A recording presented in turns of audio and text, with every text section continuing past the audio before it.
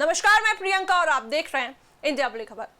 उत्तर प्रदेश में 2027 विधानसभा चुनाव की तैयारियों के बीच बहुजन समाज पार्टी ने संगठन में बड़ा फेरबदल किया है। पार्टी सुप्रीमो मायावती एक तरफ अपनी जमीनी संगठन को मजबूत करने में जुटी हैं, तो वहीं दूसरी तरफ अपने पुराने सामाजिक समीकरण को फिर से खड़ा करने की रणनीति पर काम कर रही है। इसी कड़ी में बीएसपी ने कई जिलों और मंडलों में नई जिम्मेदारियां तय करते हुए संगठन को सक्रिय करने का अभियान तेज कर दिया है। मीडिया रिपोर्ट्स के मुताबिक बीएसपी द्वारा जारी नई सूची में केंद्रीय कोऑर्डिनेटर रणधीर सिंह बेनीवाल को सहारनपुर के साथ मुरादाबाद मंडल की जिम्मेदारी सौंपी गई है। वहीं नरेश गौतम को एक बार फिर गौतम बुद्ध नगर का जिलाध्यक्ष बनाया गया है। बीएसपी के भीतर इन बदलावों को सिर्फ संगठनात्मक फेरबदल नहीं माना जा रहा है। पार्टी नेतृत्व का मानना है कि पिछले कुछ वर्षों में कई वरिष्ठ नेता और कार्यकर्ता दूसरे दलों में गए हैं। ऐसे में 2027 से पहले संगठन को बूथ स्तर पर मजबूत करना और कार्यकर्ताओं को सक्रिय रखना बेहद जरूरी है।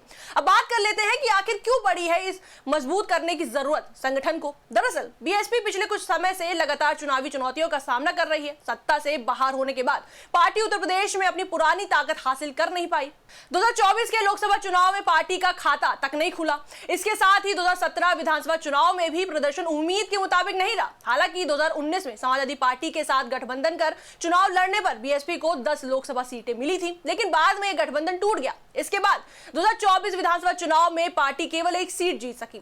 यही वजह है कि 2027 का चुनाव बीएसपी के लिए बेहद अहम माना जा रहा है। अब देखिए, संगठन में ताजा बदलावों से पहले ही मायावती ने अपने राजनीतिक इरादे साफ कर दिए थे। उन्होंने सोशल मीडिया प्लेटफॉर्म एक्स पर एक विस्तृत पोस्ट के जरिए संकेत दिया था कि बीएसपी आगामी चुनाव में ब्राह्मण, ओबीसी और अन्य सवर्ण वर्गों को बड़ी राजनीतिक भागीदारी देने की तैयारी कर रही है। मायावती ने कहा था कि पार्टी सिर्फ दलित वोट बैंक तक सीमित नहीं रहेगी, बल्कि सभी वर्गों को साथ लेकर आगे बढ़ेगी।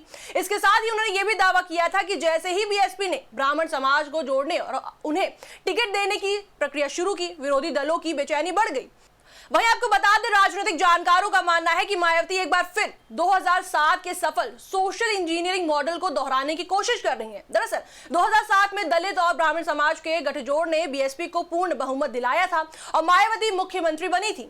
वहीं अपने बयान में भी मायावती ने उसी चुनाव का जिक्र किया था। उन्होंने कहा था कि बीएसपी ने हमेशा सर्वजन हिताय सर्वजन सुखाय की नीति पर काम किया है और सरकार में रहते हुए सभी वर्गों को सम्मान और भागीदारी दी थी। साथ ही उन्होंने अपने पुराने बयान में समाजवादी पार्टी पर भी हमला बोला था।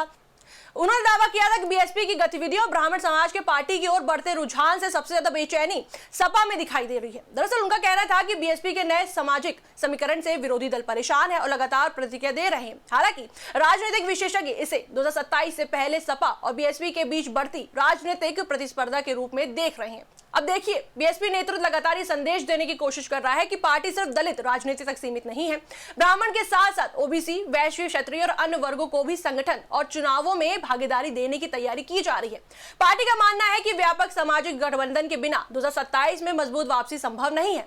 वहीं बीएसपी की नई रणनीति के चलते राजनीतिक गलियारों में भी चर्चा तेज हो गई है। ब्राह्मण और सवर्ण वोट बैंक पर परंपरागत रूप से भाजपा की मजबूत पकड़ मानी जाती है, जबकि समाजवादी पार्टी भी पिछले कुछ वर्षों से इस वर्ग में अपनी पैठ बैठाने की कोशिश कर रही है। ऐसे में अगर बीएसपी अपने पुराने सामाजिक गठजोड़ को फिर से खड़ा करने और ब्राह्मण, ओबीसी, दलित समीकरण बनाने में सफल होती है, तो इसका असर दोनों प्रमुख दलों के चुनावी गणित पर पड़ सकता है। फिलहाल मायावती ने 2 स्पष्ट संदेश दिए हैं। पहला, संगठन को नए सिरे से खड़ा किया जाएगा और जमीनी स्तर पर मजबूत बनाया जाएगा। दूसरा, 2027 का चुनाव केवल दलित राजनीति के सहारे नहीं, बल्कि व्यापक सामाजिक गठबंधन के आधार पर लड़ा जाएगा। अब देखना यह होगा कि संगठन में किए गए ताजा बदलाव और ब्राह्मण, ओबीसी को साधने की रणनीति बीएसपी को कितनी राजनीतिक ताकत दिला पाती है।